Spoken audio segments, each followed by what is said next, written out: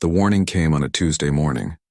Dr. Hana was drinking her third cup of coffee when the computer started screaming. Every alarm in the laboratory went off at once. She ran to the main screen and felt her blood turn cold. Something massive was coming toward Earth. The detection systems showed thousands of objects moving through space in perfect formation. They were still 14 days away, but the numbers kept climbing. 1,000 ships, 2,000, 5,000. The count did not stop until it reached 9,700. Hana grabbed her phone with shaking hands. She called every government agency she could think of. Within an hour, the president himself was on the line.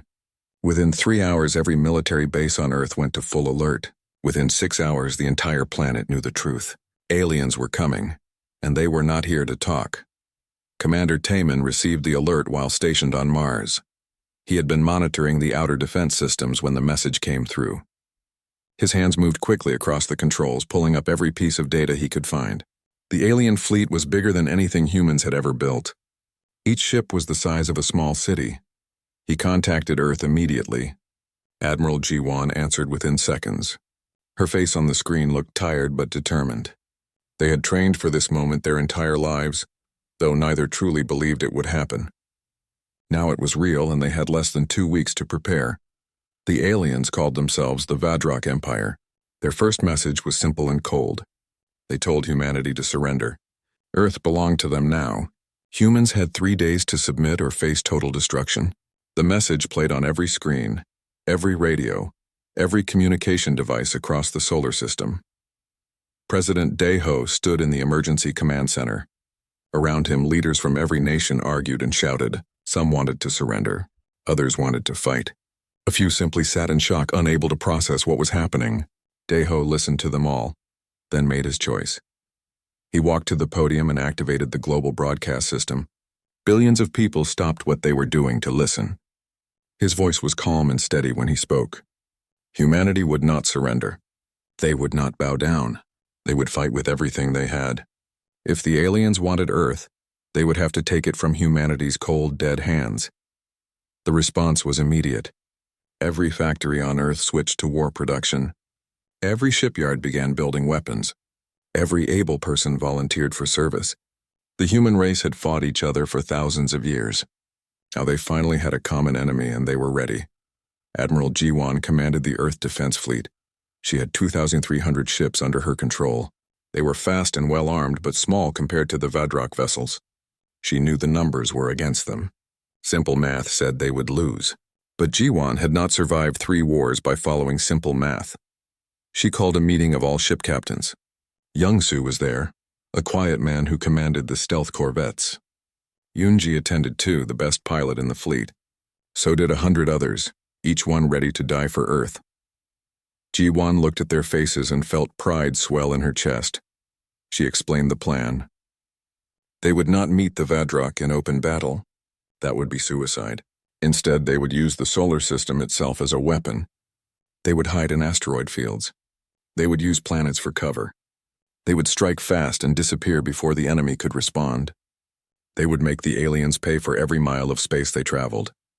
Meanwhile, Engineer Bora worked without sleep. She was only 29 years old, but her mind was brilliant. She had designed new weapons that could punch through alien armor. She had created defense systems that could track thousands of targets at once. Now she pushed her team harder than ever before. The factories produced weapons day and night. Nuclear missiles, railguns, laser batteries, kinetic kill vehicles, anything that could hurt the enemy. Bora also worked on something secret, something that could change everything. She called it Project Titan, but she told no one what it did. Colonel Sung-min prepared the ground forces. If the aliens landed on Earth, his people would be ready. He trained his soldiers in urban combat, guerrilla warfare, and sabotage. Every city became a fortress. Every citizen learned to fight. Humanity would make the aliens bleed for every inch of ground. As the days passed, the alien fleet grew closer. Telescopes could see them now, a dark cloud moving through space. The Vadrok sent more messages, each one more threatening than the last. They promised to spare those who surrendered. They promised quick deaths to those who resisted. They promised nothing but ashes and graves. Humanity sent only one message back. It was a single word in every language ever spoken. The word was no. On the final day before the fleet arrived, Taman moved his forces into position. He had ships hidden throughout the outer solar system. Some waited near Neptune. Others floated silent in the Kuiper Belt. A few brave crews had positioned themselves among the asteroids. All of them waited for his signal. The Vadrok fleet entered the solar system with confidence. They had conquered 47 worlds before Earth. They had destroyed species far older than humanity. Their commander, Voth, sat in his flagship and smiled. This would be quick. These humans were primitives. They had barely left their own planet. They would break easily. Voth sent a final demand for surrender. He gave humanity 1 hour to comply. He expected panic. He expected chaos. He expected them to beg for mercy. Instead, he received silence. Not a single human ship responded. Not a single transmission came from Earth. The hour passed. Voth ordered his fleet to advance. They moved slowly, cautiously, scanning for any signs of resistance. The sensors showed nothing. Space appeared empty. Earth looked defenseless. Then the first missile struck. It came from nowhere, moving faster than Vadrok sensors could track. The warhead detonated against a cruiser's hull, tearing through armor like paper. Before the aliens could react, 100 more missiles appeared. Then 1,000. The empty space suddenly filled with fire and death. Youngsu's stealth ships materialized from the darkness. They had been there all along, hidden by technology the Vadrok had never seen. His corvettes moved like sharks, fast and deadly. They fired their weapons and vanished again before the enemy could target them. In the first 10 minutes, 83 Vadrok ships died. The aliens scrambled to respond, but they could not find their attackers. Human ships appeared and disappeared like ghosts. Every time the Vadrok turned to fight, the humans were already gone. Voth stared at his screens in disbelief. This was impossible. These were primitives. They should not have technology like this. They should not fight like this. His fleet had the numbers, the firepower, the experience. But somehow the humans were winning. Taman watched the battle from Mars, coordinating the attacks. Every move was planned. Every strike was calculated. The humans were outnumbered 4-1, but they were fighting on their home ground. They knew every rock, every orbit, every hiding place. They used that knowledge like a weapon. The battle raged for 3 days. The Vadrok pushed deeper into the solar system, losing ships with every mile. They could not understand these humans. Every species they had conquered before had fought honorably in open battle. The humans did not care about honor. They cared about winning, and slowly, impossibly, they were. The Vadrok fleet regrouped near the edge of the Kuiper Belt. Commander Voth was furious. He had lost ships. His pride was wounded. His officers stood silent, afraid to speak. In 47 previous invasions, the Vadrok had never lost a single battle. Now these humans had killed hundreds of his vessels before he even reached their planet. Voth called a war council. His admirals argued about strategy. Some wanted to retreat and return with more ships. Others demanded immediate revenge. Voth listened, then made his decision. They would advance, but carefully. They would use their superior numbers to overwhelm the humans. No more surprises. But the humans were already planning their next move. Lieutenant Yunji piloted her fighter through an asteroid field. She had been flying for 16 hours straight. Her ship was small, barely larger than a car, but it was fast and deadly. Behind her, 3 Vadrok destroyers tried to follow. They were clumsy in the tight spaces between the rocks.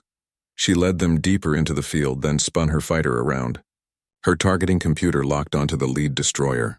She fired 6 missiles and dove behind an asteroid. The missiles struck the destroyer's bridge. The ship exploded, debris flying in all directions. The other 2 destroyers opened fire, but Yunji was already gone. She weaved between asteroids, using them as shields.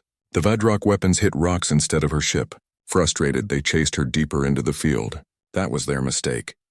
Hidden human ships appeared from behind the larger asteroids. They surrounded the 2 destroyers and opened fire. In seconds, both Vadrok vessels were destroyed. Yunji allowed herself a small smile. 3 more down, only 9 through 614 to go. Across the solar system, similar ambushes happened constantly. The humans refused to fight fairly. They hid, they ambushed. They struck without warning and disappeared. The Vadrok had superior weapons and shields, but they could not shoot what they could not see. Commander Taman coordinated everything from Mars.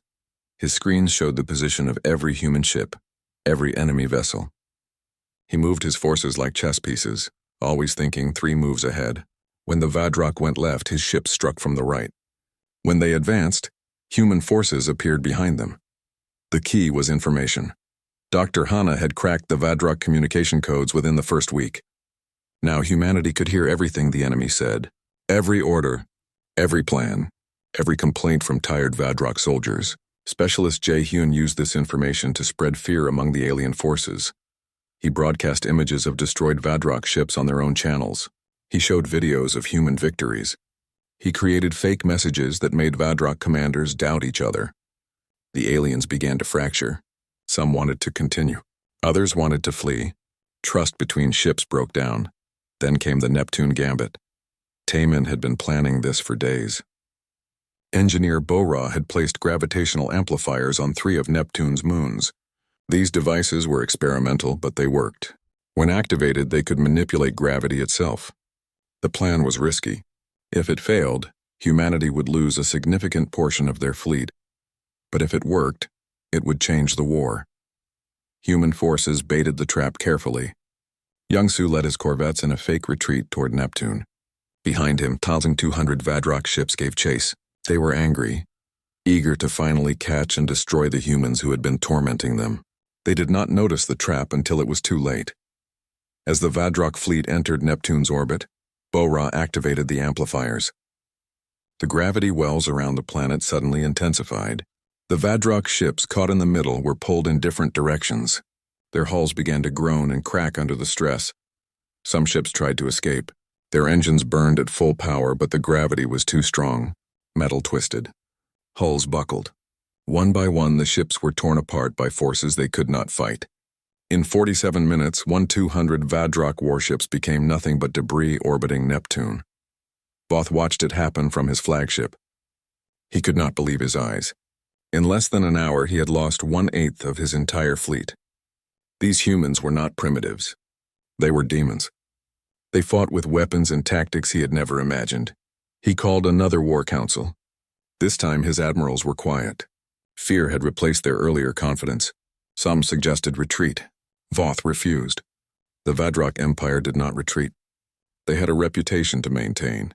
If they fled from humans, every species in the galaxy would see them as weak. But privately, Voth was worried. His fleet had been reduced from 9,700 ships to about 8,500. The humans had lost fewer than 200 vessels.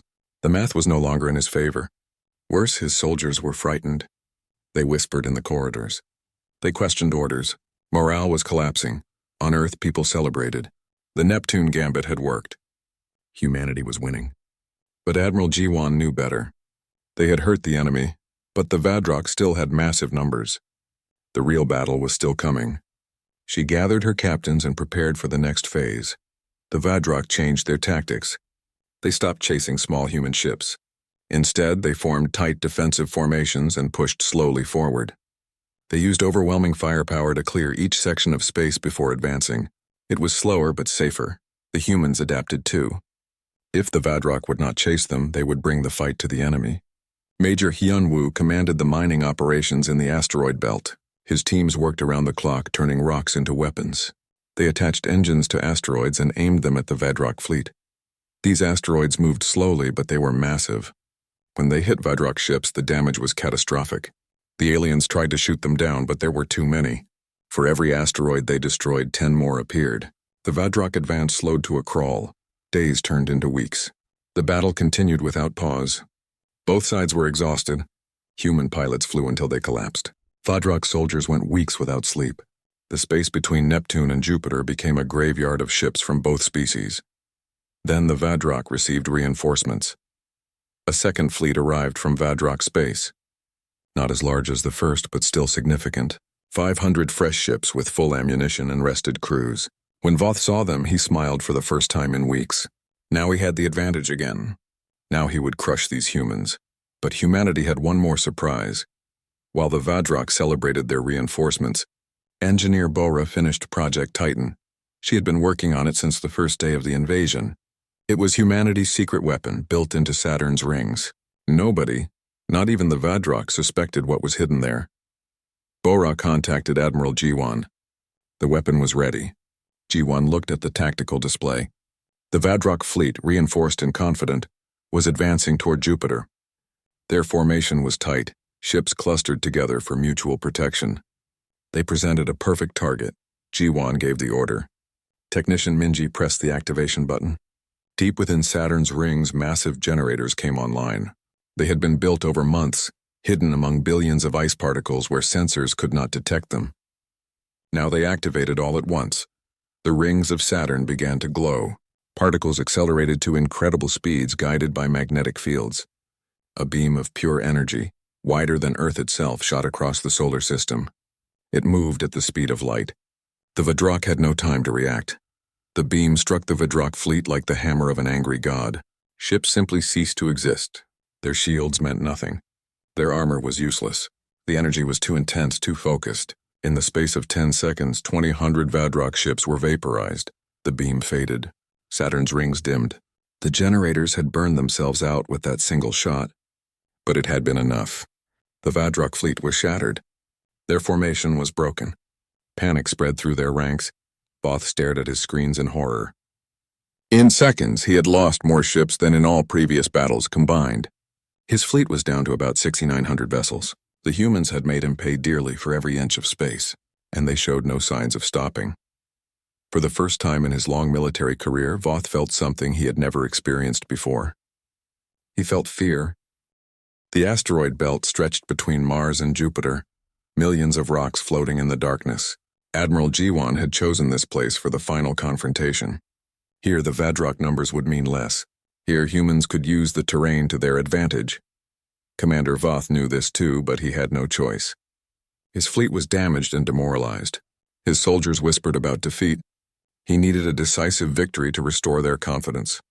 He gathered his remaining 6,900 ships and ordered them forward. The battle began at dawn on Mars. Major Hyun-woo had spent weeks preparing. His teams had hidden weapons on hundreds of asteroids. They had set up ambush points throughout the belt. They had turned the entire region into one massive trap. The Vadrok entered the belt cautiously. Their sensors swept constantly, looking for threats. They found them everywhere. Human ships attacked from all directions. Asteroids that seemed harmless suddenly revealed hidden missile batteries. The Vadrok fired back desperately, but there were too many targets. Captain Jinnah led her squadron through the chaos. Her ship was old and battered, but she flew it like an extension of her body. She targeted Vadrok command vessels, the ships that coordinated the enemy fleet. Without their commanders, the aliens became confused and disorganized. The battle lasted 11 days. Neither side slept. Neither side retreated. The space between the asteroids filled with fire and death. Ship debris mixed with shattered rocks. The belt became a graveyard for both species. On the 5th day, the Vadrok managed to break through human lines. A force of 400 ships pushed toward Mars. They intended to bombard the planet and destroy the human command center. Commander Taemin stood on the bridge of Mars Station Alpha and watched them come. He activated the planetary defense grid. Thousands of weapons emerged from hidden bunkers across Mars. Missiles launched. Lasers fired. The sky filled with light. The Vadrok ships ran into a wall of fire. They tried to turn back, but it was too late. Only 17 of the 400 ships escaped. But humanity was suffering too. The Vadrok were desperate now, and desperate enemies fought hardest. Sergeant Su-jin commanded a carrier with 5,000 people aboard. When Vadrok missiles targeted a civilian evacuation convoy, she made a choice. She put her carrier between the missiles and the civilians. The missiles struck her ship. The carrier exploded in a brilliant flash. All 5,000 people died instantly, but the civilians escaped. Later, they would name a colony after her. But in that moment, there was only fire and silence. Admiral Jiwan lost 98 ships in the Battle of the Asteroid Belt. Nearly 1 million people died. Every remaining ship was damaged. Ammunition was running low. Medical facilities were overwhelmed with wounded.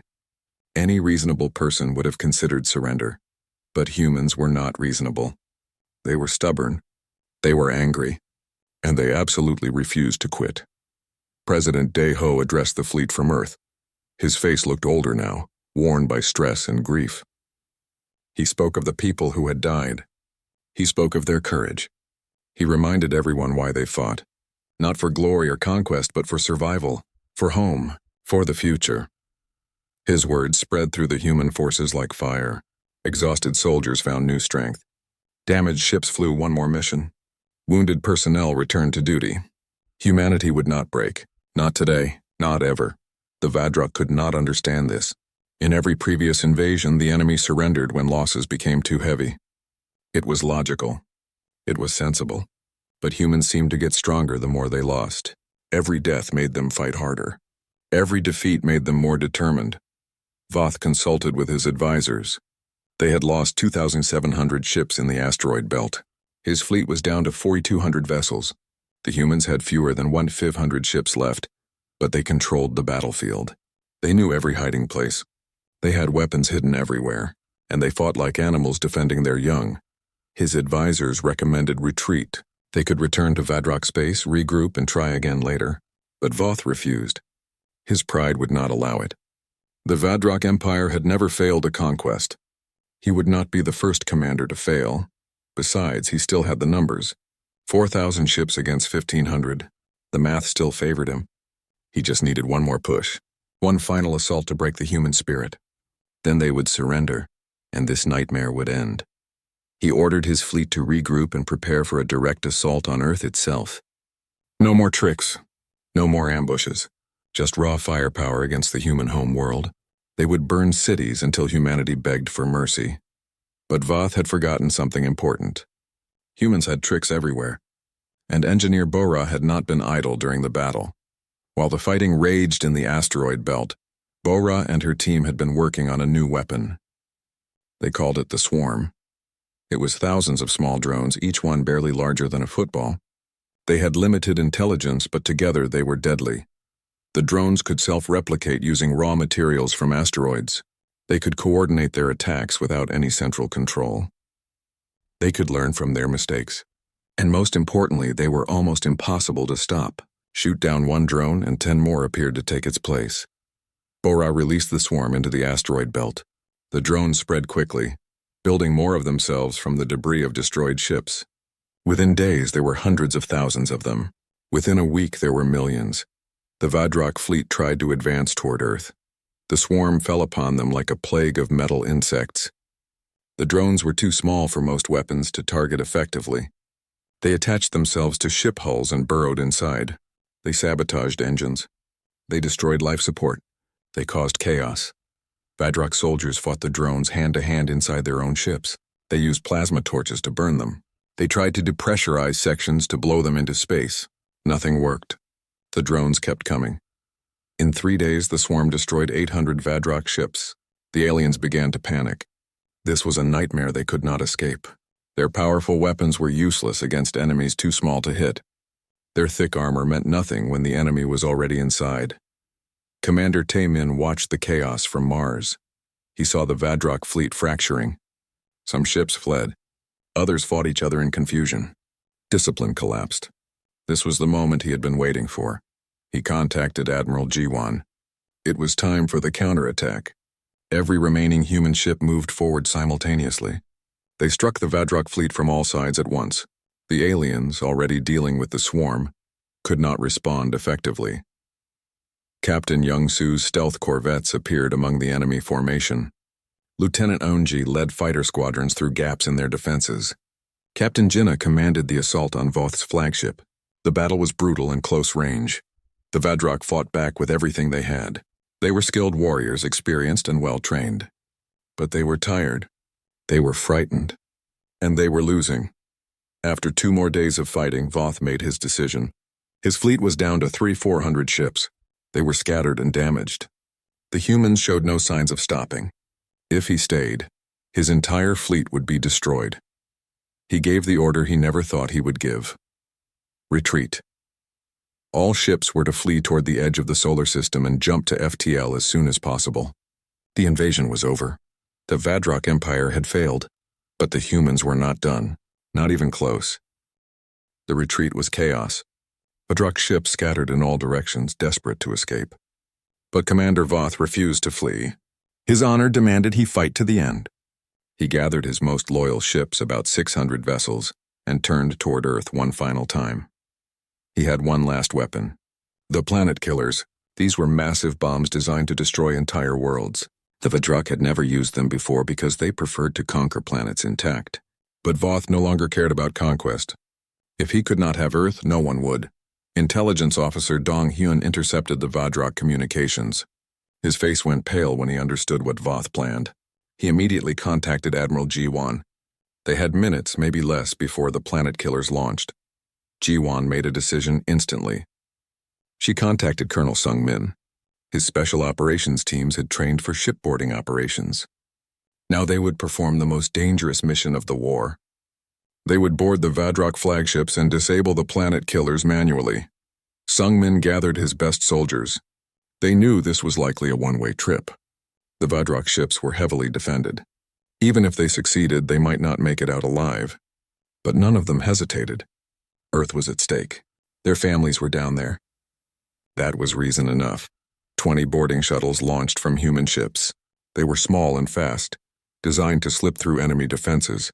Half of them were destroyed before reaching the Vadrak vessels.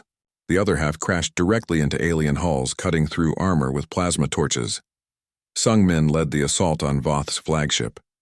His team of 30 soldiers fought through corridors filled with Vadrak warriors. The aliens were larger and stronger than humans, but the humans were faster and more desperate. They pushed forward, leaving bodies behind them. Corporal Ye Jin was on a different ship. She and her team reached the weapons bay with seconds to spare. The planet killer was already armed, its countdown running. She tried to disarm it, but the Vadrak had locked the controls. There was only one option left. Ye Jin ordered her team to evacuate. They refused to leave her. She pulled rank and screamed at them until they obeyed. When they were gone, she manually triggered the self-destruct on her suit's reactor. The explosion destroyed the planet killer 90 seconds before it would have launched. The ship vanished in a ball of fire. Ye Jin was gone, but Earth was safe. On 5 other ships, similar sacrifices happened. Human soldiers gave their lives to save billions. Some succeeded in disabling the weapons. Others chose to destroy entire ships rather than let the planet killers launch. By the time the battle ended, all 6 planet killer weapons were neutralized. Voth watched his final plan crumble. The humans had stopped him again. They had boarded his ships, something no enemy had ever dared attempt. They had disabled weapons that should have ended the war. His rage turned to despair, but the battle was not over. The Vadrak still had 2,800 ships trying to flee the solar system, and they had to pass by Earth's moon to reach open space. Lieutenant Commander Sung Ho commanded the lunar defense batteries. He had been preparing for this moment. The moon bristled with weapons. Thousands of missile launchers, hundreds of railguns, laser arrays powerful enough to cut ships in half.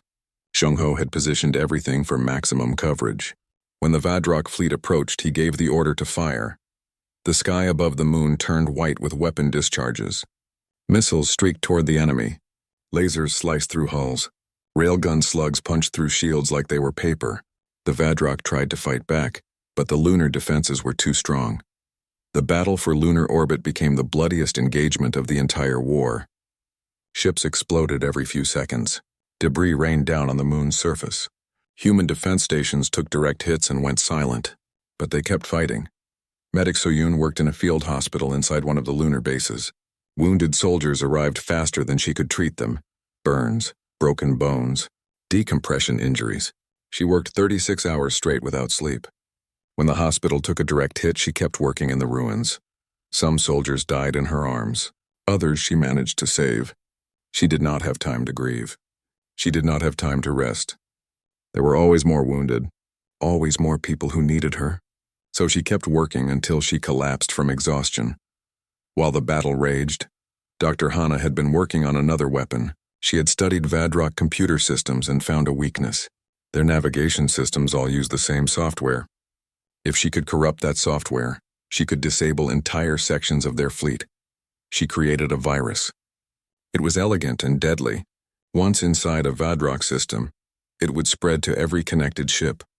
It would scramble their navigation computers and make them think they were somewhere else.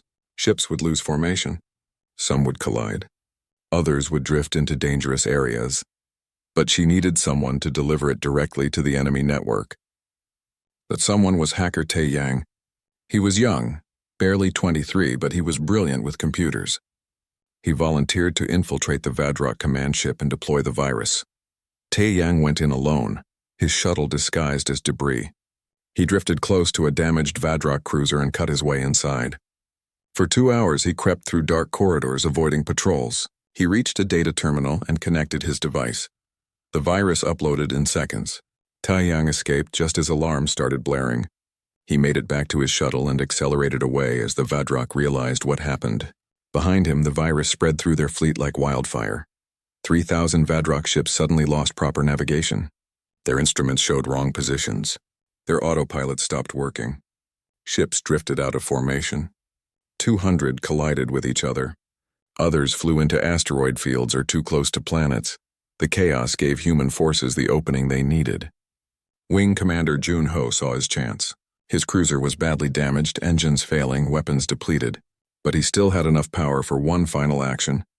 He aimed his dying ship directly at Voth's flagship. His crew evacuated to escape pods.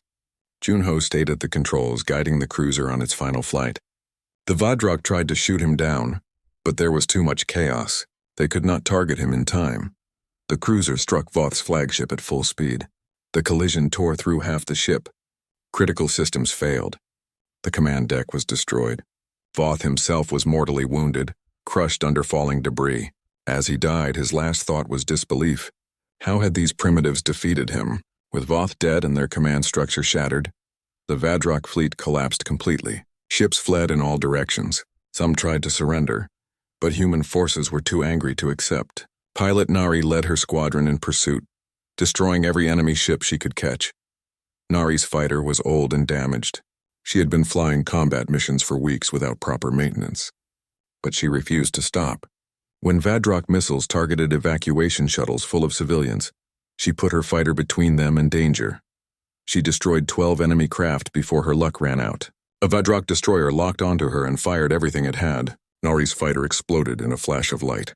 The civilians she protected escaped safely. Later, they would tell their children about the brave pilot who saved them.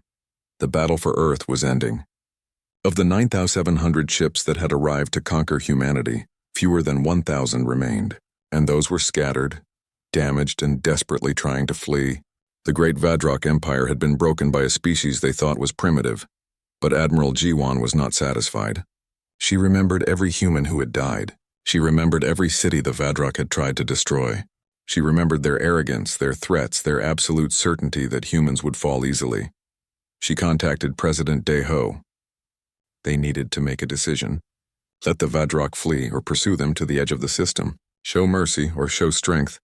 Daeho thought about all the people Earth had lost. 3 billion dead. Millions of soldiers killed in battle. Entire cities destroyed. The Vadrok had come to Earth expecting an easy conquest. They deserved to understand the price of that mistake. He gave the order. No mercy, no quarter.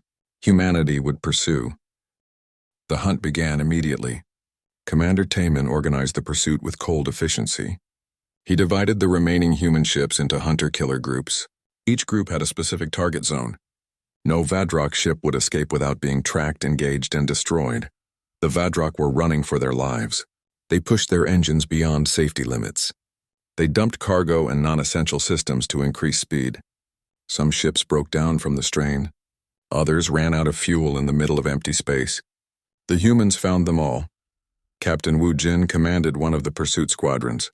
His ships were fast attack vessels, built for speed rather than heavy combat. They caught up to fleeing Vadrok cruisers and harassed them constantly. They fired missiles and lasers, never letting the enemy rest or repair. The Vadrok could not stop to fight. If they turned to engage, other human ships would appear and attack from different angles. If they continued fleeing, the harassers would slowly tear them apart. It was a nightmare with no escape. Tactical Officer Hanul studied the Vadrok retreat patterns. She analyzed their fuel consumption, their likely destinations, their probable escape routes. Then she positioned human forces at key interception points. Every time the Vadrok thought they had found a clear path, humans were waiting for them. 3 weeks into the pursuit, the Vadrok fleet had been reduced to 800 ships. They were exhausted, damaged, and running on emergency power. Their soldiers had not slept properly in months. Morale had collapsed completely. Some crews mutinied and tried to surrender. Human ships destroyed them anyway. The survivors attempted one last desperate move. They decided to use Jupiter for an emergency gravity slingshot. If they could reach the giant planet, they could use its gravity to accelerate to FTL speed. It was risky, but it was their only chance. Engineer Bora had anticipated this. While the pursuit was happening, she had positioned human ships in Jupiter's radiation belts. The radiation was intense enough to hide the ships from sensors. The Vadrok would not see them until it was too late.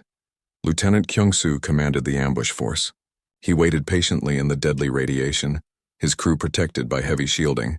He watched the Vadrok fleet approach Jupiter.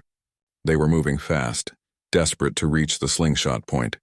When the Vadrok were committed to their trajectory, Kyung-soo gave the signal. 50 human warships emerged from the radiation belts. They appeared on all sides simultaneously, weapons already firing. The Vadrok had no room to maneuver. Jupiter's gravity held them in place. The ambush was perfect. In 30 minutes, 400 more Vadrok ships were destroyed. The survivors scattered in panic. Some tried to flee back toward the asteroid belt. Others attempted to hide among Jupiter's moons. All of them were hunted down. Only 400 Vadrok ships remained. Their acting commander was Vice Commander Kral. With Voth dead, leadership had fallen to him. Kral was a practical officer, not driven by honor or pride. He understood the situation clearly. They were going to die unless they did something radical. He gathered the surviving captains and proposed a final stand. They would turn and fight one last time, not to win but to buy time. If they could hold the humans long enough, a few ships might escape. It was not much of a plan, but it was all they had. The Vadrok made their stand near Uranus. They formed a defensive sphere and prepared for the end. Human ships surrounded them completely. Admiral Ji-won opened a communication channel. She offered them one chance to surrender. Kral considered it. Surrender meant imprisonment. It meant shame. But it also meant survival. Some of his people might live to see home again. He was about to accept when his officers protested. They reminded him of Vadrok honor. They reminded him that the Empire never surrendered. Kral closed his eyes and made his choice. He refused the surrender. If they were going to die, they would die fighting. He cut the communication and ordered his ships to attack. The final battle was brief and brutal. The Vadrok fought with the courage of the doomed. They knew they could not win, but they refused to make it easy. Human ships took damage. People died, but the outcome was never in doubt. Colonel Sung-min personally led the assault on Kral's flagship. His boarding teams fought through corridors slick with blood. The Vadrok defended every room, every hallway. They made the humans pay for every inch. But slowly, inevitably, the humans pushed forward. Sung-min reached the bridge. Kral stood there alone, his guards dead around him. He held a weapon but did not raise it. He looked tired, defeated. He asked Sung-min a question in broken English. Why did humans fight so hard? Why not surrender when the numbers were against them? Sung-min thought about the question. He thought about Ye-jin sacrificing herself to save Earth, about Nari protecting civilians with her life, about Su-jin giving her ship to save a convoy, about millions of humans who died defending their home. He gave Kral a simple answer. Because it was their home. Because surrender meant extinction. Because humans would rather die fighting than live as slaves. Because that was who they were. Kral nodded slowly. He understood now. The Vadrok had made a terrible mistake. They had attacked a species that valued freedom more than life itself. They had threatened the one thing humans would defend with absolute fury. Their home. Kral raised his weapon. Not to shoot, but in salute. Then he turned it on himself. The Vadrok did not surrender. Not ever. Sung-min watched him fall and felt no satisfaction. Only weariness. The battle ended. Of 400 Vadrok ships in the final stand, 17 managed to activate their FTL drives and escape. 17 out of 9,700. The rest were destroyed or captured. The invasion was over. Admiral Ji-won broadcast a message on all Vadrok frequencies. She wanted the Empire to hear what happened. She wanted every alien species in the galaxy to understand. Earth was defended. Earth was strong. Anyone who threatened humanity would face total destruction. Specialist Jae-hyun made sure the message reached far and wide. He sent it to every known communication relay. He hacked into alien networks and posted it everywhere. Within days, the entire sector knew what happened. The mighty Vadrok Empire had been crushed by humans. On Earth, people gathered in the streets to celebrate. They cried. They hugged strangers. They mourned the dead and celebrated the survivors. President Daeho addressed the planet one final time. He spoke of courage and sacrifice. He spoke of the price of freedom. He spoke of the future. Commander Taemin stood on the ruins of Mars Station Alpha. His left arm was gone, lost in the final battle. But he was alive. He looked up at the stars and thought about what humanity had achieved. They had faced impossible odds and won. They had proven themselves. Dr. Hana examined captured Vadrok technology. These aliens had faster-than-light travel. They had weapons humans had only dreamed about. Now that technology belonged to humanity, Earth would rebuild, Earth would grow stronger, and Earth would be ready if anyone else came looking for a fight. Engineer Bora began designing new ships with human technology and captured alien knowledge, ships that could travel to the stars, ships that could defend humanity anywhere in the galaxy. The age of humanity hiding on one planet was over. Lieutenant Yunji visited a memorial. The wall was covered with names. Thousands of names. Millions of names. Every person who died defending Earth. She touched a few names she recognized. Friends. Comrades. Heroes. She promised them their sacrifice would not be forgotten. The 17 Vadrok ships that escaped returned home. They carried news of the disaster. The Vadrok High Council listened in shock. They had lost an entire invasion fleet. The humans had destroyed ships, killed soldiers, and shattered the Empire's reputation. The Council declared Earth a forbidden zone. All Vadrok ships were ordered to avoid human space. The Empire, which had never retreated before, retreated now. They would not make the mistake of underestimating humans again. Other species heard the news and reacted with shock. The Vadrok were feared throughout the galaxy. If humans could defeat them, what else could humans do? Some species saw opportunity for alliance. Others saw a potential threat. All of them watched Earth carefully. 6 months after the invasion ended, humanity received a message from an alien species called the Kelthara. They came in peace. They wanted to establish diplomatic relations. Ambassador Yuna met with them. The Kelthara explained that the galaxy was changing. Humanity had changed it. The Kelthara proposed an alliance. Together, they could counter aggressive empires like the Vadrok.